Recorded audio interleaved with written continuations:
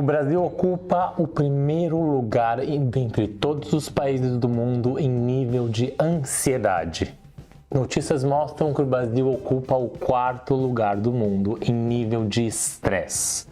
Durante a pandemia, 7 a cada 10 pessoas começaram a apresentar sinais e sintomas de bruxismo. E será que isso tudo tem uma relação? Será que bruxismo, DTM, dor tem relação com ansiedade, com estresse? Será que é tudo psicológico? O que tem de relação e conexões nesse mundo ansioso e estressado? É isso que a gente vai abordar hoje na nossa aula do ATM Flix. A gente vai falar hoje sobre essa questão de fatores psicológicos, né? Que é muito importante no nosso paciente. Será que é tudo? E em que momentos, por exemplo, uma ansiedade leva a uma DTM leva a uma ansiedade? Que ciclo é esse psicológico? Muito importante da gente compreender. Um dentista inteligente, aquilo que eu chamo um dentista que estuda essa área, bruxismo, DTM e neuropatias, dor, é um dentista diferenciado. É um dentista que eu chamo, meus alunos de dentistas inteligentes. Dentistas que começam a enxergar para além dos sintomas físicos.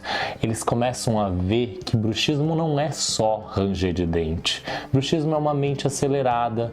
Bruxismo é um coração que está precisando de ajuda. Pessoas que precisam de ajuda para lidar com esse problema do seu dia a dia. Não é só ranger de dente, tem algo muito mais daí. Nós somos seres humanos e, segundo nossa concepção de seres, somos seres biopsicossocial. Biologia, a nossa parte da biologia, psicológicos e sociais. E a gente não pode deixar de lado a parte psicológica e a parte social. Se a gente quer tratar um paciente com dor e realmente devolver saúde para esse paciente, a gente não pode pensar só na parte biológica. Eu vou fazer uma placa para bruxismo porque biologicamente funciona. Não, eu tenho que pensar na parte psicológica, ansiedade, estresse, catastrofização, e na parte social. Como que eu vou devolver esse paciente para a sociedade? Como esse paciente vai ficar no ambiente social? Será que a questão do álcool, o café, o tabaco, tudo isso não influencia também o seu estilo de vida, a sua alimentação? É tudo isso que a gente vai abordar um pouco nessa discussão semanal do ATM Flix. E para vocês, hoje eu começo contando sobre esse mundo de psicológico. Eu queria contar uma história. Meus alunos já conhecem essa história, mas talvez você conheça também, se você leu o livro, ou viu o filme, enfim, O Mágico de Oz. E essa história conta um pouco, deixa eu botar aqui o slide, conta um pouco sobre principalmente o espantalho, o Homem de Ferro, o Leão e a menina Dorothy. Mas a menina Dorothy, vamos deixá-la de lado aqui. Esses 3 personagens, em um momento da história, eles começam a perceber que o espantalho, ele se sente muito burro, não tem cérebro, não sabe fazer nada. O Homem de Lata, Homem de Ferro, ele percebe que ele é uma pessoa sem coração, que não tem sentimentos. E o leão, ele se vê como não tem muita coragem, ele não se sente corajoso. E no meio dessa história eles encontram um mágico, que é o Mago de Oz. E lá o Mago de Oz, ele pega a sua magia e dá para esses personagens. Então, pro espantalho, ele dá um diploma para dizer que ele é uma pessoa inteligente, tem um certificado. Pro Homem de Lata, ele dá uma medalha de coração, para dizer que ele tem um coração e ele tem sentimentos. E para o leão, ele dá uma medalha de honra ao mérito, para dizer que ele é uma pessoa corajosa. 3 objetos mágicos que vão dar, então, inteligência para o espantalho, coração, sentimentos para o Homem de Ferro e coragem para o leão. E aí passa várias aventuras e eles se mostram realmente muito corajosos, muito emotivos, muito que têm um coração e muito inteligentes. E aí lá no final de todas as batalhas, o mágico aparece novamente E os 3 personagens agradecem de coração. Nossa, muito obrigado, funcionou muito esse objeto que você me deu, esse certificado aqui me funcionou, esse coração funcionou, foi ótimo, deu tudo certo. E aí no final o mágico ele conta assim, na verdade ele não era um mágico, ele era um ilusionista, e esses objetos que ele passou para esses personagens não tinham nenhum efeito mágico, eram apenas objetos, um papel como certificado, um objeto de metal para o coração ou uma medalha de honra ao mérito de ouro, que não tem nenhum fins mágico ali. Ele era um ilusionista. Isso, claro, eles brigam com o mágico, meu Deus, você me decepcionou, não sei o que lá, mas no fundo é para mostrar que tudo isso, na verdade, está dentro deles mesmos. Então, o homem de palha, o espantalho, ele não precisa de uma demonstração, ele não precisa de um certificado para dizer que ele é inteligente. Dentro dele tem essa capacidade de inteligência. O leão, ele não precisa de uma medalha de honra ao mérito para ter coragem, ele dentro dele tem isso também. E o homem de ferro também dentro dele tem esse sentimento, tem aquilo ali. Basta você estimular isso, ter algo no que, de certa forma, acreditar. Ou o que a gente chama, talvez uma fé, ou algo no que acreditar.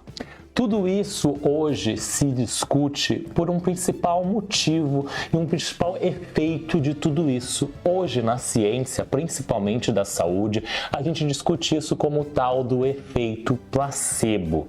Não sei se você já percebeu, já entendeu quando era na história, mas esses objetos eram objetos placebo, eram objetos que não tinham magia, eram objetos inanimados, eram objetos que tinham apenas faziam a pessoa que estava ali acreditar naquilo e aquilo potencializar todo o mecanismo interno do seu corpo. Isso é psicologia, isso é efeito placebo. A gente melhorar, por exemplo, voltando para o efeito placebo, eu vou melhorar de uma doença tomando uma pílula de farinha. Eu vou ter uma redução da dor tomando uma pílula de farinha que não tem efeito nenhum. Mas eu acredito que aquilo ali vai melhorar. E se eu acredito que aquilo ali vai melhorar, ele realmente melhora. Isso hoje, através das pesquisas que a gente consegue fazer de neurociências, a gente consegue comprovar por que um efeito placebo funciona e por que a nossa mente ela é tão incrível se a gente sabe dominar e compreender o quanto a nossa mente é capaz, aqui na nossa área, de cura. Na nossa área da saúde, nós buscamos a cura das doenças, o tratamento, a cura. E, por incrível que pareça, o nosso corpo, o nosso cérebro, a nossa mente é a nossa fonte inesgotável de cura, de capacidade de cura. Isso é explicado através de um fenômeno chamado efeito placebo. E a gente vai discutir um pouco mais sobre eles e outros objetivos aqui na aula de hoje. 5 pontos a gente vai debater no nosso ATM Flix de hoje. Primeiro, o efeito placebo. Depois falaremos sobre ansiedade, o que é, o que não é. Como avaliar a ansiedade, quais os questionários que nós avaliamos. Dentistas não fazem diagnóstico de ansiedade. Muito importante, diagnóstico é um transtorno de ansiedade que é feito através de um médico psiquiatra ou de um psicólogo. Dentistas não fazem, por favor, não fazemos diagnóstico de ansiedade. Mas nós podemos observar traços, sintomas de ansiedade no nosso paciente e hoje existem questionários validados para isso e a gente vai abordar sobre isso. Então, como avaliar o dilema do ovo ou da galinha? O que veio antes? A dor que levou ao meu paciente a ter ansiedade ou a ansiedade que faz o meu paciente ter dor? Quem vem antes, o ovo ou a galinha? E a gente vai discutir isso. No final, eu vou falar sobre placas e ansiedade. Tem estudos aí mostrando que a placa oclusal pode afetar a ansiedade do meu paciente. E eu vou te mostrar isso hoje no nosso ATM Flix. Muito legal a participação de vocês aqui. A Camila botou aí no chat. As pessoas estão carentes, realmente. Hoje as pessoas estão carentes, necessitando realmente de ajuda, principalmente de vocês, dentistas inteligentes, que estão aqui comigo. Estou cada vez mais estudando sobre pessoas, perfil comportamental e questões sistêmicas que cada dia refletem mais nisso. A doutora Camila botou ali no chat. Total sentido. Esse fator psicológico é muito importante. Mas lembramos, somos seres biopsicossociais.